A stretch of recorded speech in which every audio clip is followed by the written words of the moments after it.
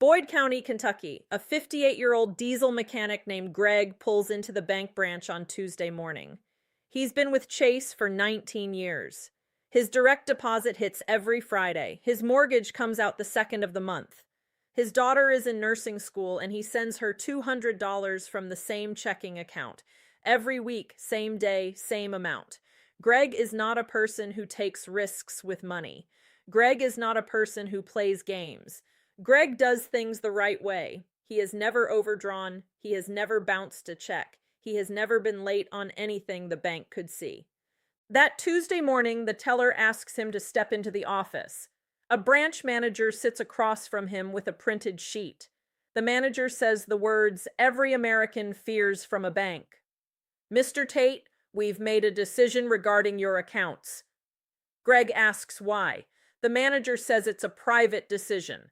Greg asks what he can do. The manager says there is nothing he can do. Greg asks when his money comes back. The manager says they don't know. Greg walks out of the branch with a paper nobody explained. 4 days later, his mortgage draft fails. 2 days after that, his daughter's wire gets rejected. His direct deposit is returned to his employer. He is now living exactly like an unbanked person in his own country. This is not a story about a customer who did something wrong. This is a story about a machine. And the machine is now running faster than it has ever run. They never told him. Everything changed in 48 hours. One small move, one decision filed inside a system he will never see, and now Greg is the one paying for it. This is the same story now playing out in every state in the country. According to the OCC's published order on January 16, 2024, the agency hit Chase with a $250 million civil penalty for failures inside exactly this machine. That machine has a name. Most Americans have never heard it. Before we go further, if this is the kind of legal information you wish someone had handed you before something went wrong, tap that subscribe button now because the next video could be the one that protects you when it matters most. Save this channel the way you save a first aid kit. Subscribe like you are locking a door before bed. Now let me show you what's really happening. On one side of this fight sits your money, your paycheck, your rent, your car payment, your kids' tuition, the savings you built over a decade, the refund check from the IRS, the bar mitzvah money from your grandmother, everything you have ever worked for sitting in an account that has your name on it. On the other side sits a federal banking regime that most people do not know exists. It is written into the Bank Secrecy Act. It is run by an alphabet of agencies. It allows a bank to file a private report about you, freeze your money, and never tell you what the report said. The bank's own account agreement, the contract you signed when you opened the account, almost always says the same thing. It allows the bank to end the relationship at any time for any reason, with or without notice. The agreement also forces you into binding arbitration. It limits the bank's liability. It waives your right to a jury trial. That is the collision. Your rights, your wallet, your record, your family versus a statute, an agency, a contract clause, and a report you are forbidden to read. Let me translate the legal language into the language you actually understand because what follows matters more than anything I have ever put on this channel. Bank Secrecy Act means the federal law that lets banks spy on your account and report what they see. It has been on the books since 1970. It got supercharged after 9/11. Suspicious Activity Report, usually shortened to SAR, means a private legal document a bank files about you with the federal government. The bank writes it. You never see it. The bank is forbidden from telling you it was filed. If you call and ask, the bank will tell you nothing. Regulator, the OCC, the Federal Reserve, FinCEN, the CFPB, means the government agencies who supervise the bank and who receive those reports. De-risking, the polite word the banks now use, means the bank ended its relationship with you because your profile no longer matches the bank's risk appetite. Banks do not have to prove you did anything illegal. They only have to decide that they are no longer comfortable holding your money. Civil asset forfeiture, The government's power to seize funds suspected of being tied to crime until recently meant criminal cases. It is now creeping into ordinary banking relationships when SARs are filed. Exigent circumstances, the emergency excuse, used to mean a life or death police situation. In banking, it has stretched to mean any situation where the bank decides your money is at risk. Warrant requirement, a signed paper from a judge, used to mean judicial approval before the government touched your property. In banking, you almost never see one. The SAR replaces the warrant. Qualified immunity, here the policy that lets officials walk away, usually refers to police. In banking, the bank's protection is even stronger. Almost no customer successfully sues for being debanked without proving bad faith. The court has not changed a single word of this regime in a decade. The agencies have not narrowed it. The banks have not softened it. According to the published Federal Reserve Enforcement release on March 14, 2024, regulators hit the largest bank in the country with a $98.2 million fine for safety and soundness failures tied directly into this system. According to the CFPB enforcement page, Chase was separately hit for failures in the information it provides when checking accounts are screened. These three actions taken together are the public confirmation of what customers like Greg have been describing for years. But here is the part that should shake you. Most people believe the OCC fine and the Federal Reserve fine mean Chase is being punished, so the system is working. That is the wrong read. The system worked exactly as designed. The regulators punish the bank for sloppy paperwork, not for closing your account. The closing of your account is the working part. That is the feature, not the bug. And here is the trapdoor. Most people think this regime only catches criminals. It does not. It catches anyone whose pattern the bank's algorithm decides is unexpected. Frequent mobile deposits, round number transfers, cash deposits above a threshold, regular payments to certain merchant codes, payments to certain countries, payments from certain industries, even in some cases, the simple act of moving money in a way the bank was not expecting. One small move, the way you fund your account, the way you accept a check, the way you reply to a teller, can quietly land you in the SAR system. Once you are in, the bank is required by law to put distance between you and your money. That distance is called a hold. A hold is not a closure. But in practice, a hold does the same thing as a closure. Your direct deposit is returned, your auto pay fails, your cards stop working, and the bank will not say a word about why. Let me walk through the actual ways everyday Americans throw away what little protection they have. The first way is signing the deposit account agreement without reading it.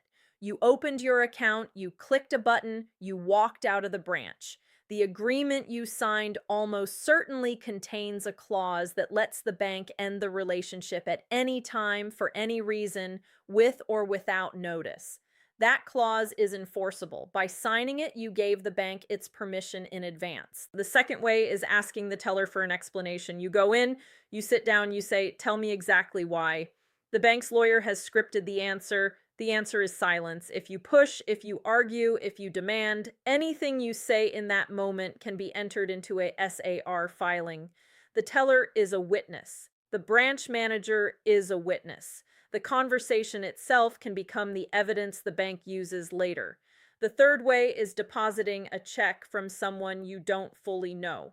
A buyer on Marketplace, a client who pays in advance, a relative who wants to use your account. Once that check returns unpaid, the bank treats you as the party at fault. The funds are reversed. The bank may file a SAR, and you are now the customer of record on a fraud-driven report. The fourth way is moving money in predictable patterns the bank's system flags as unusual. This is not about doing anything illegal. It is about being human in ways the algorithm doesn't predict. Same amount, same day, same recipient, exactly what Greg did to send his daughter money can read as automated layering. Different amounts, irregular timing, sudden cash deposits. Exactly what gig workers and small contractors do can read as structuring. Structuring is a federal crime. The bank does not need to prove structuring. The bank only needs to flag the pattern. The fifth way is waiting. Waiting is the worst move. Most people learn their account is in trouble, then wait 3, 4, 10 days to act. By then, the bank has finalized its paperwork, the SAR has been filed, and the regulator has been notified. The window to recover the money has narrowed. By day 45, the funds can be esceted to the state. Once esceted, even the bank doesn't have your money anymore. The state does. And getting esceted funds back is its own legal procedure. That is where people lose. That is the mistake. Do not sign anything without reading it. Do not say yes on the phone. Do not let a relative use your account. Do not wait. And do not sign a closure agreement. The bank slides across your desk because the words on the bottom of that agreement almost always include a release of all future claims against the bank. Now you know the trapdoor. So let me give you the survival protocol. Here is the move. Before anything goes wrong, open the Chase app on your phone. Go to Documents. Pull up the deposit account agreement you agreed to when you opened the account. Read the section that talks about account closure. Read the section on holds. Read the section on arbitration. Read the entire document. If you don't understand a sentence, that sentence is the one that matters most. Save the document. Print a copy. Keep it in a drawer. Do this next. Move your primary operating funds into a credit union. National banks operate under the federal regime I just described. Credit unions, especially state-chartered credit unions, operate under a different legal framework with different rules, different examiners, and a different standard for closing accounts. Do not park everything in one institution. Use 2 banks, use a credit union, spread the paycheck across more than one institution. That is the step. If you run payroll for a small business, open a separate personal account at a different bank for personal funds. If your small business uses Chase, keep your personal funds outside Chase. The bank that holds your business account is the bank most likely to put a hold on you. That is the move. If your account has already been frozen or closed, here is what you do. Do not agree to anything on the phone. Do not sign anything the bank sends you. Request in writing a written explanation of the closure. The bank is not legally required to provide one, but your written request triggers an internal review. Save the request. Send it by certified mail. Keep the green return receipt. Here is the next step. File a written complaint with the Office of the Comptroller of the Currency, the Consumer Financial Protection Bureau, and your state attorney general. File all 3 on the same day. Each complaint triggers a federal track. The OCC complaint can act on behalf of your bank. The CFPB complaint goes into a database regulators must respond to. The state AG complaint opens a consumer protection path. Filing 1 complaint gets a form letter. Filing 3 complaints on the same day gets a real response. The most important move, the one most people never make, is invoking the Right to Financial Privacy Act. The RFPA 12 U.S.C. sections 3401 through 3433 gives you a narrow but real statutory right to demand disclosure of any federal government request for your bank records. SARs are filed through the federal government. If a SAR has been filed, the RFPA gives you a legal mechanism to demand confirmation. Most consumers never invoke it. Most consumer lawyers don't even mention it. Invoke it. Send the request in writing by certified mail to the bank's compliance officer. If more than $5,000 is held, hire a consumer banking attorney. $5,000 is not a lot of money to a national bank. It is a lot of money to you. An attorney who knows the RFPA, the BSA, and Reg E can move faster than you can. Most offer a free 30-minute consultation. Use it. Finally, this is the non-negotiable. Keep paper records of every transaction, every deposit, every check, every transfer, every email, every voicemail, every screenshot of the bank app. The SAR system is one-sided. The bank's record is the record. Your paper trail is the only counter record that exists. If you have to sue, your paper trail wins. Without it, the SAR wins by default. Here is the truth the spat-out order was warning you about. Greg did not know the machine existed. Greg did not know the agreement waived his rights. Greg did not know the SAR system was the whole game. Greg waited. Greg signed. Greg lost. You are not Greg. You now know what he did not know. The OCC fine, the Federal Reserve fine, the CFPB enforcement, these are not meaningful changes. They are signals. They are confirming that the machine is running, that the machine is what the bank wants, and that the machine is what the regulators are willing to tolerate. The survival protocol is the only firewall that exists between you and a system that does not require the bank to explain itself, does not require the bank to prove you did anything wrong, and does not require the bank to return your money inside any timeline that fits your life. So let this be the last thing you hear today. Knowledge is the only protection that survives a hold, a freeze, a SAR, and a closure letter. The system does not explain itself. You cannot ask the system to be fair. You cannot sue your way back to your old life in 90 days. You can, however, read your own contract, control your own deposits, keep your own paper record, file 3 complaints on the same day, and invoke a federal statute the bank is hoping you never heard of. That is the firewall. That is the protection. That is the difference between you and Greg. If this helped you before something went wrong, tap that subscribe button and save this channel the way you saved this video, because the next legal alert could be the one that protects your money, your family, or your record, and you want it to land in the same place this one did. I'm not asking you to like and share. I'm asking you to be harder to wipe out than the next person, because the machine does not stop. The machine is just getting started, and now you know what it is.